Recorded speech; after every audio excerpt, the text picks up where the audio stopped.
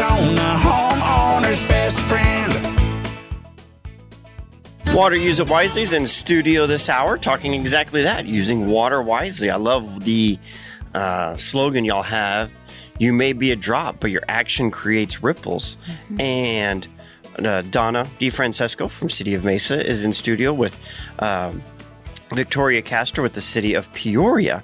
Now, before we dive into all the different demo gardens and what you can see there, let's talk about some of y'all's personal favorites. If you had a blank slate, brand new landscape to work with, let's start with the trees, because we want to get those growing first.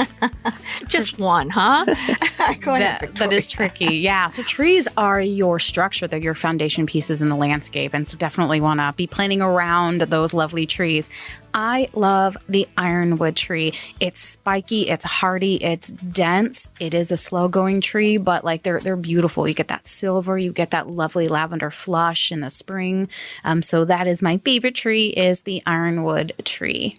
And what they call the quote unquote, arborists will say the branch architecture of ironwood is so unique, and it's beautiful. It is my favorite desert tree for sure. Yeah. And because wood is so dense, when it comes to trees that you see like damage and storm damage with, like you don't see that with the ironwoods because it has such mighty strong wood. Are you familiar with the Champion Tree program? No.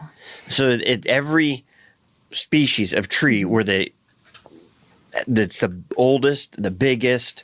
There's another one, I can't remember what it's called. Through the Department of Forestry and Fire Management, and they have the Heritage tree. Heritage tree. That's what it was. Yes, thank you, Steve. Yeah, I know. Turn his mic on. He's trying to stay on the side, but we're going to drag him in. It's every tree that was grown or that was already established when Arizona became a state. So it's over 100. Their statehood tree. Right. And so, the biggest ironwood tree you can see on Carefree Highway in a wash on the south side. Have you visited that? No, I have not yet. All right. Well, you got to put that on your to-do I will. list. Needs to do a pilgrimage to that tree, it sounds like. And in April, when you drive by, and it's just this explosion of purple. Yes. And I learned on this show that ironwood's edible.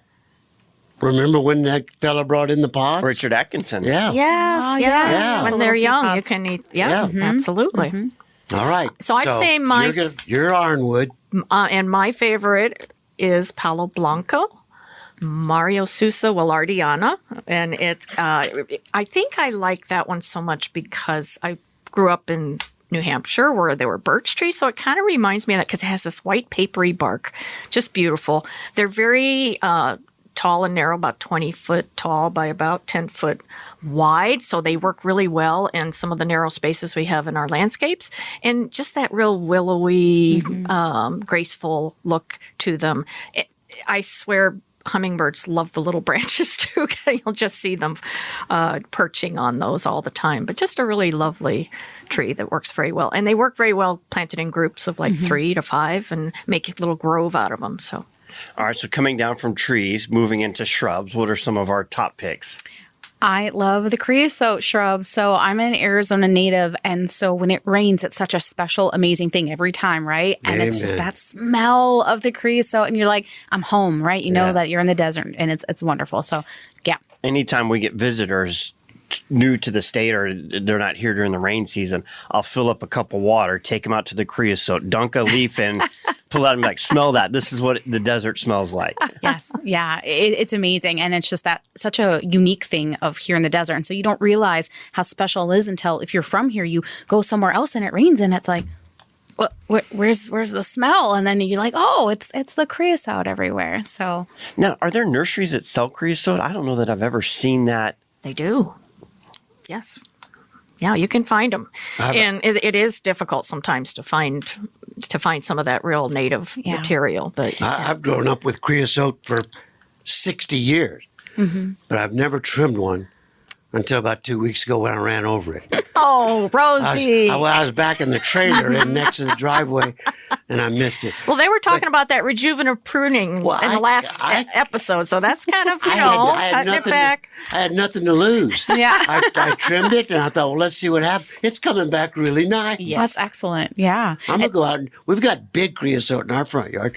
I'm gonna go out and trim a few of them. I love creosote. Now, what about for color? So I love the emu bush is one. I think you guys are talking about those. So you've got the Valentine bush. You've got a lot of different varieties. So my front yard is like a do or die front yard. There's no water going to it. And I lost something. So I planted in these emu bush and they've survived and I water them only a little bit and you get color. The hummingbirds love them. But the coral fountain is also another favorite. I like that. It's a do or die yard. That's great. That's a much more colorful name than Xeriscape. I'm gonna steal Change that the line. title of our book there, Rosie. How I'm about that? stealing that one. And we'll talk about the updated version of this book, Landscape Plants for Arizona Desert, in our next segment. And one of the great things about colors is it brings a lot of wildlife and pollinators as well.